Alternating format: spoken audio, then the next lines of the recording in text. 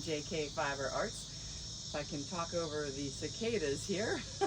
Today we are going to spin up the falling leaves progressive art bat that we did last week.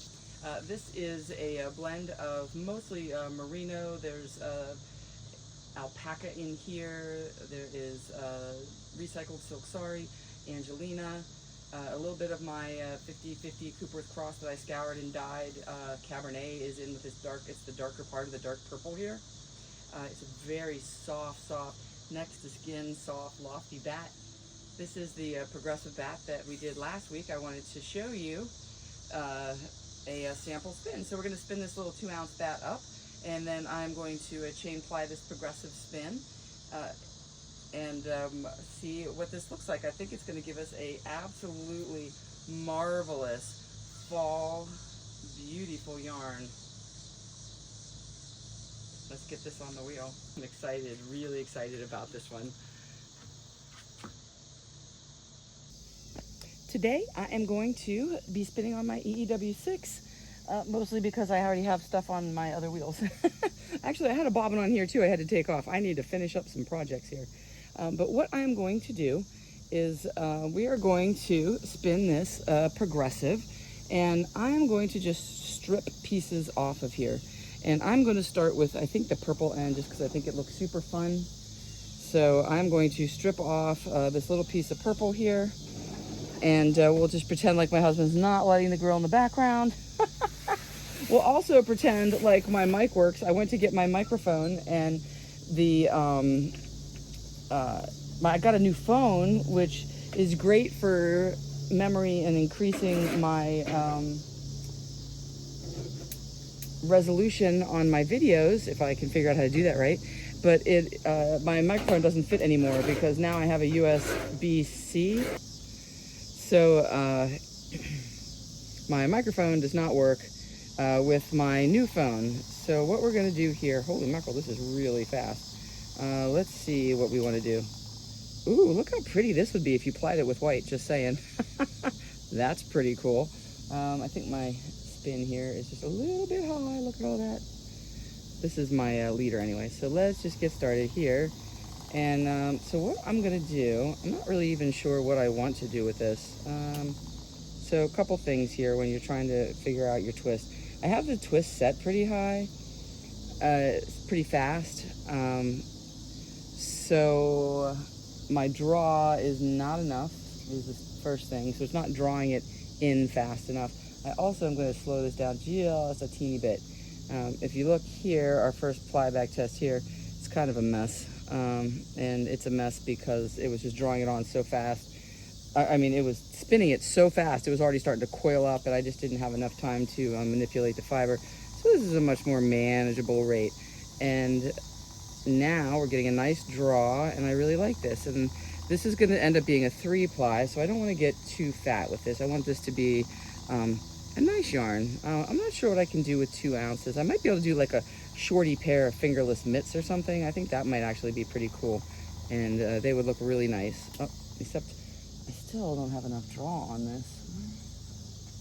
I'm not a fan of the draw. So if you look here, I can feel that it's way over twisted. Look at that. So that is way too much twist. It's really, really stiff and hard, and not a fan. So let's try to salvage this a little bit. So here's something that you can only do if you don't have a giant piece of roving on here.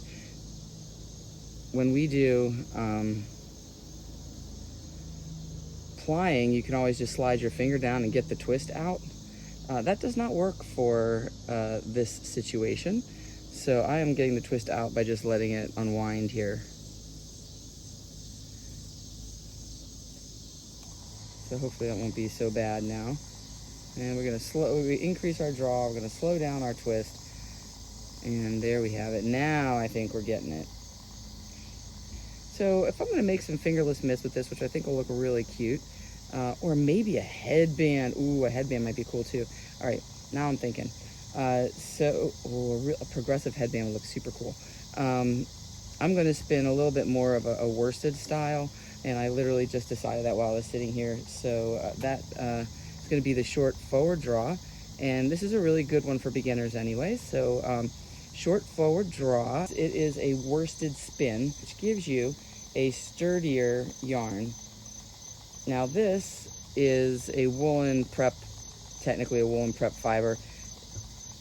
I'm going to call it semi-woolen.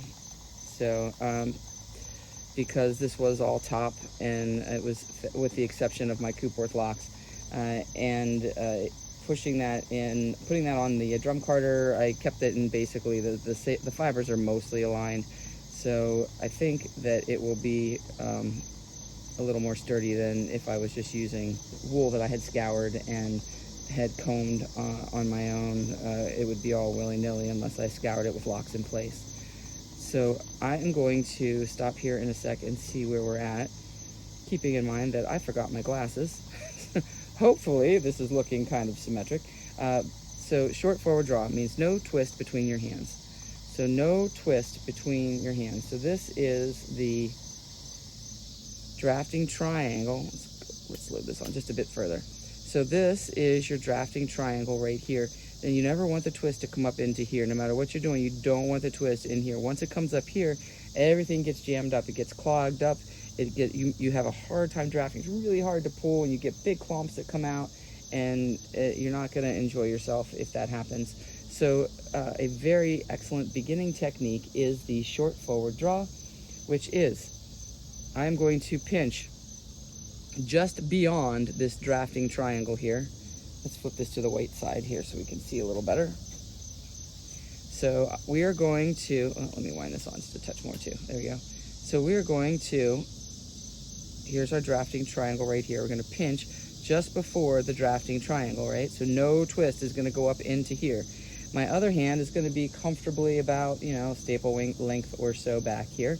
And you're going to just, I think of it as like dealing cards. So I am just gonna pull a little bit out of that drafting triangle and kind of shuffle it into the orifice here. Like so. And you can affect how thick or thin it is by how much you pull from the drafting triangle. So you want to pull a consistent amount. And you don't have to be super close to the orifice. I am, because I'm having some twist issues. So we'll see if we're getting back on track here. And I want this to not be massively thick yarn. So if I wanted to get like a worsted weight yarn out of this, which I think would be perfect, I would like to have my singles be around a 30, 32, something like that. I'm gonna stop here and measure and see what we have. So let's test our ply. Let's do our ply back test here. And so I'm a little inconsistent. So this is a little too fat for what I want. This is what I want right here. This little stretch in the center. Because remember, there's going to be another ply in this. So this is what I'm looking for. This is too fat. So I'm a little off on my consistency. So we're going to take a look and see what all this measures, and then we'll know what I want. Ideally, hopefully this is going to be around a 30 something. So this is the good old 22. So I want to make it a little thinner. So I would like it to be somewhere around a 30. So I don't have a 30 on this one. I've got a 28 and a 32. So I'm going to keep it somewhere around that 28. So that means I'm going to go thinner.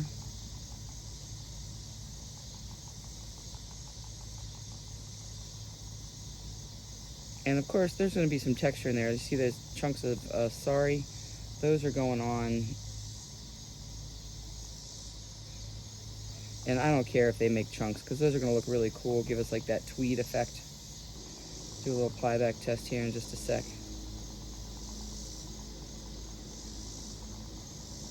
Oh, oops, I forgot to advance my hooks too. Well, let's stop here and see what we've got. So now I'd like to be around that 28, and I can feel that we're in that groove, so it's not sliding out. So here you can see we're in that 28, so I like that a lot. Let's see if we like the twist on this. Yeah, that's a lot better. So it needs maybe a teensy-weensy bit more twist. Oh, but look how pretty this is gonna be. Oh, it's gonna be gorgeous. I love it. So a teeny bit more twist on this. I am very much liking this weight. All right, we're getting to the end here. So I'm gonna leave my little fuzzy bit. I'm gonna rip another hunk off of here and do the next strip. And it doesn't matter how big of a hunk you take. When you start getting up in here, it's gonna start blending when we transition through. If you look at the back here, there's some red on that side and there's some purple on this side. So that will start blending as we get into the full-on red, which is here. So it's gonna be really cool and very, very pretty. And might I say, this is so soft and fluffy, it's just insane. So hopefully all of that distraction will be over. I think I get 7 minutes. He cooks the chicken for 7 minutes before he flips it. So let's see if how much I can get done in 7 minutes. So imagine the dealing card. So I'm just kind of pinching, taking stuff out of the drafting triangle, sliding forward with my hand. No death grip on anything back here. I'm not pulling really hard. It's a very easy draft. This would be lovely to long draw with, I'm just saying. I am really having to resist the urge of going like this. Woo! Oh my gosh, it's so beautiful. This is what I would love to be doing. But since I'm going to try to make this a little sturdier yarn, we're going to go just with this short forward draw here.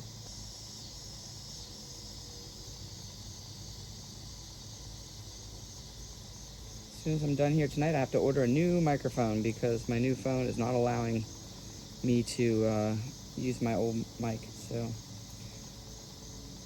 I apologize if you can't hear very clearly or if the background noise is overwhelming.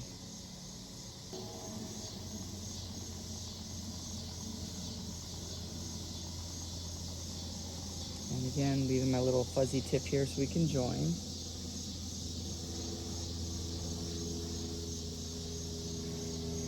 We're going to start getting into this red here pretty darn soon. Oh, here comes some of the red. Look at that, it's starting to change color. I love it.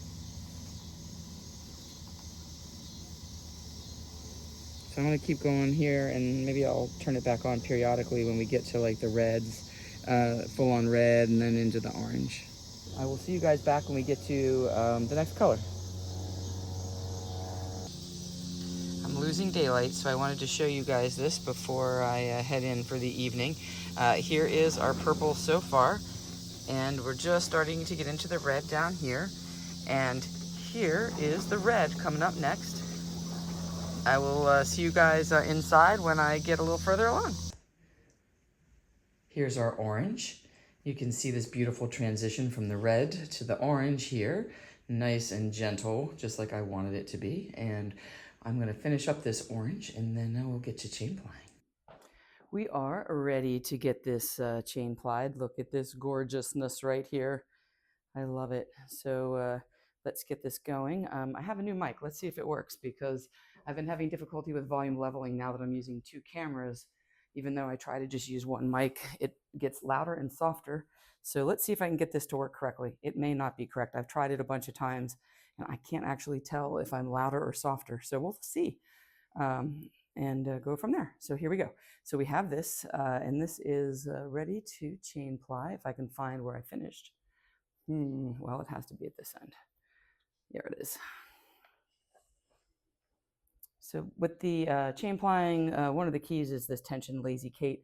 I have this vertical Kate that came with my EEW6. Actually, I don't know if it came with it or if I purchased it, but it's their newer one. It's one of the more updated ones, so I do like it a lot better. This is all magnetic, and this just magnetically pops open. You can put weight in the bottom. I do not have any weight in here. I think it'll be okay. I don't have a ton of tension on this.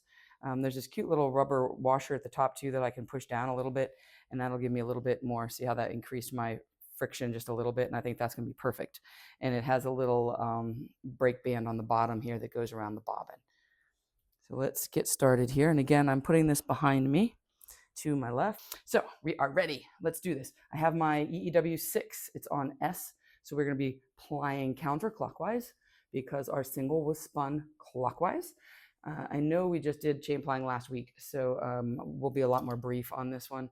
Seems like I'm doing a lot of chain plying lately, but that's probably because I've just been kind of into the gradients of late. So we're going to chain ply this up, and then you can see what this looks like. I'm very excited. I think it's going to be a gorgeous gradient. We shall see. And we'll also see what kind of... I'm going to move this over just a bit so I got room for my angle, my ply angle tool. So what I start with is the loop in the end of my leader here. Let me just check see if I have a good draw. Oh, that's pretty good actually. Might even be a little too good. So I have this loop here. Let's take it there for a minute. And I'm going to tie a loop in the end of my single.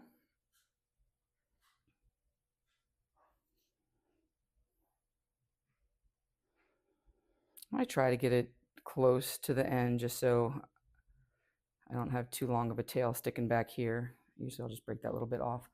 Sometimes that comes back to bite me in the butt. I think it'll be okay on this one. Sometimes I make it too short, and then if it slides just a little bit, it'll come undone. But I am not too worried about that. Okay. And if you have an EEW6 at home, I love this. This is the twist control piece, and I had that done separately. They have the free files available for download on Thingiverse, and I forget the other one, but this one I got on Thingiverse. And you download it for free, and then I just uploaded it to my local library that has a 3D printer. They printed it out for me. It was like $1.50, and I picked it up the next day, and it just has, when I pause, I can just wrap my yarn in the slots. It's got multiple slots. It's got for very thin, it's got thick, and it's just nice. So I like to have some place to wrap everything when I pause. So here we are, loops. I got this loop on my single and this loop on my leader. I'm going to take the single loop in my right hand and pass it through the loop on my leader, and then I'm just going to fold it over like this. And now I'm keeping my hand. Let's see if I can, let me wind this on a little bit so you can see better. So now this is the loop that has just come through my leader, and now and this is my single coming from my bobbin, and I'm just going to reach my hand through here and grab that and pull it through. And it's just like a chain ply. So the twist is going to be coming up here, and when I let go, I will pull this through, and then we'll be off to get some more loops here. So let's just see. I'm not actually sure what my twist and everything is set on right now. Let's see what we got. Already I can tell you this is too much twist. We're going to need this to be slower. And we're going to need some more draw. Let's see what we get here. All right, now let's try this. So one of the things about plying chain ply with a tweedy yarn, and this is a yarn that does have a lot of texture in it, is you're not going to be able to draw this through the loop as smoothly. So one, I hope you have enough twist because it may snag and break. And two, you're not going to be able to pull it through as fast. So if you're using an e-spinner, I would slow down your twist and maybe increase your draw just a touch, or keep your draw the same depending on how you feel. Because you're going to get, if you try to go your normal rate, you're not going to be able to pull it through as fast. If you're trying to go as fast with that, you're going to have extra friction from the bits here, the neps, the tweedy bits.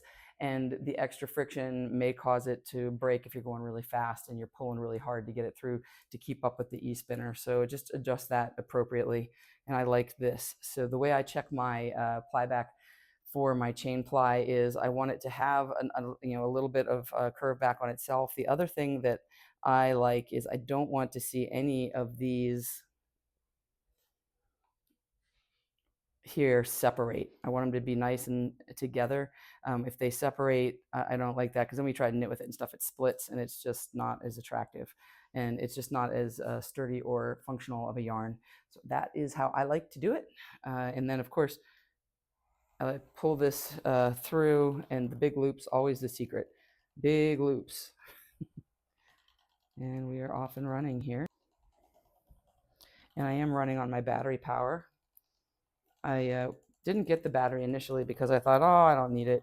I'll just travel, because I have the battery for my Nano, and I was like, I'll just use the Nano in the car. But then I decided, oh, I could I discovered that my full size 6 here fits in my little kid desk uh, lap desk thing that I use in the car. And as soon as I learned that, I was like, oh, I'm getting the battery because I totally want this to be in the car. So then I don't have to use 2-ounce bobbins. So now I have the battery, and I find it much more convenient even around the house because I can just move it around, not worry about extension cords everywhere and plugging it in. So that's wonderful. So I'm using the battery. The battery works supposedly 8 hours, but I'm never going to sit here and spin for 8 hours. So it's not really an issue for me.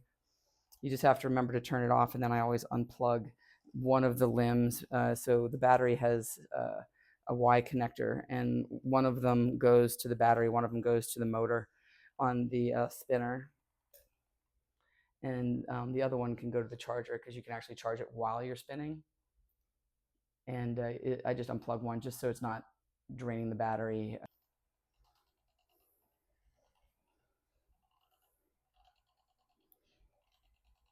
This shouldn't take too long to do because this is only a couple ounces. This will be enough to do like a headband or something with.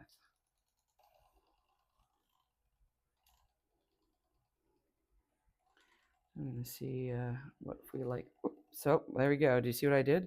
That little piece got caught right there, and I had a thin spot, and it just broke. And that is what happens if you are doing tweed. You have to have a little more twist in it. What I'm going to do for this one, though, is I'm actually just going to do a little spit thing here, and then I'm going to give a little bit of draft. See if I can get it to ply together here. Gotta make sure I don't lose my loop though. There we go. And so here here's my join right here. And I did draft it out a little bit just so it wouldn't be super thick right there. But you can see my little tail. Usually you can't see my tail because I work it in. This is going to be okay. I'm going to just sort of spit splice that a little bit right there. Add a little bit of twist and be good to go. And I want you to see that because it's good and tight. It's not going anywhere.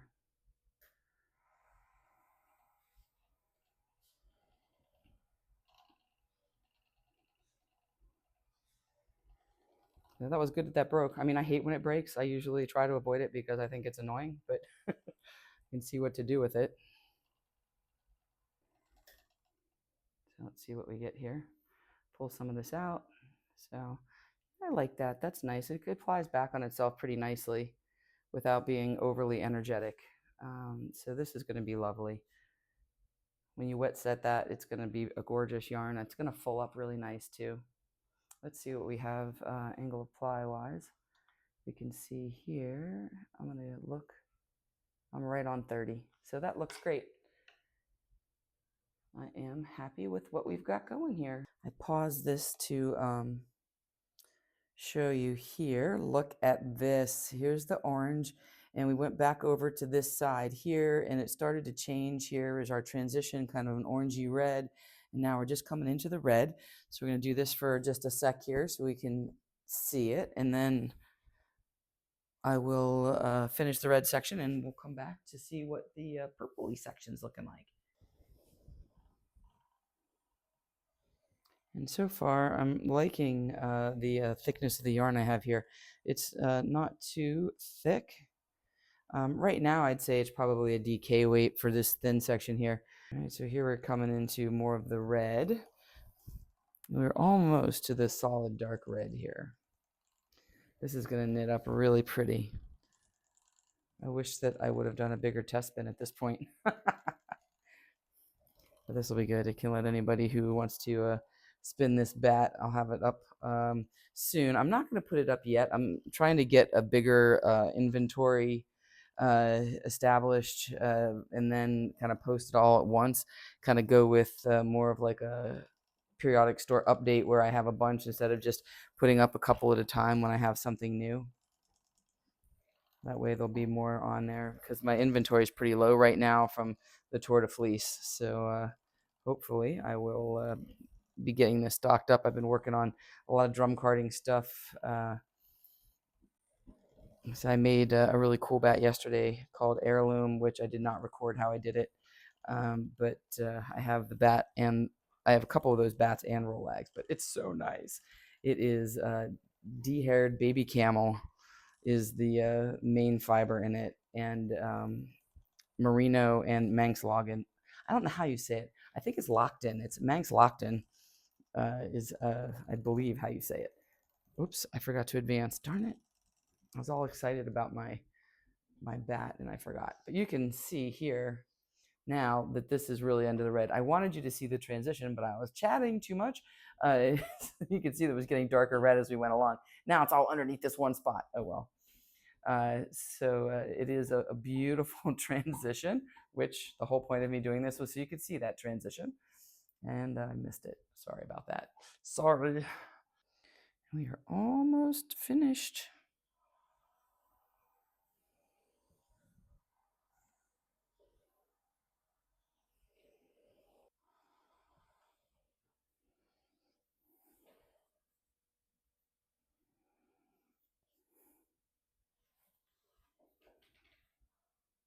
Oh, that's my leader. Okay, we're done. I was wondering what was happening there.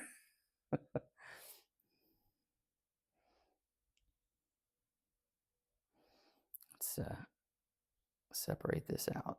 I think I just had a really long leader here. I remember because in the beginning I was like, ooh, this looks pretty. That would look good if I plied it with white. And I didn't really think about how hard it was going to be to get it off of here. Just trying to get a little bit more of this twist to wind out because I picked a bad time to let my twist get a little carried away. I didn't realize I was that close to the end. I thought I had more time. Okay. And we're done. Yay! Our rain is imminent, so I will very quickly do this. Still my favorite part, only not in the rain. So this is the gorgeous, gorgeous progression here, and I'm loving this tweed. It's just really, really wonderful. I'm gonna pop this off. Ready, set, go, yay! And here we have our beautiful yarn. I wish that I had more of it. And look at this beautiful progression right here. Look at how that progresses through. Isn't that awesome? I love it. Let's give you a close-up here.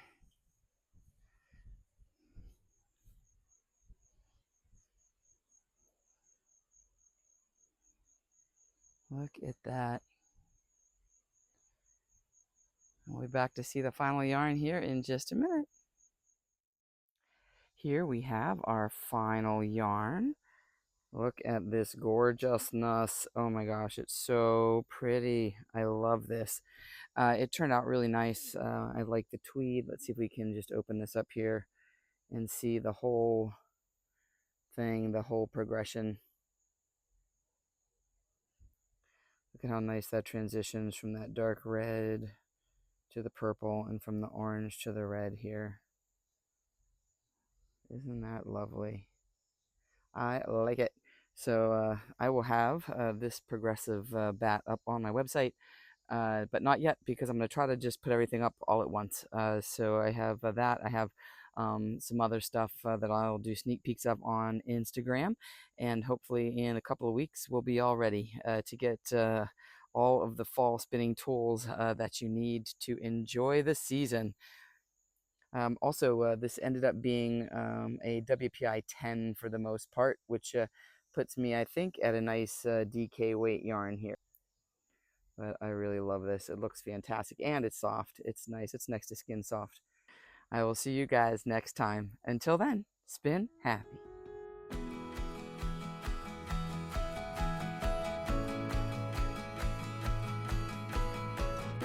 And then we're going to wait for my husband to load the chicken on the grill. I'm trying to take advantage of this beautiful evening. It's so nice.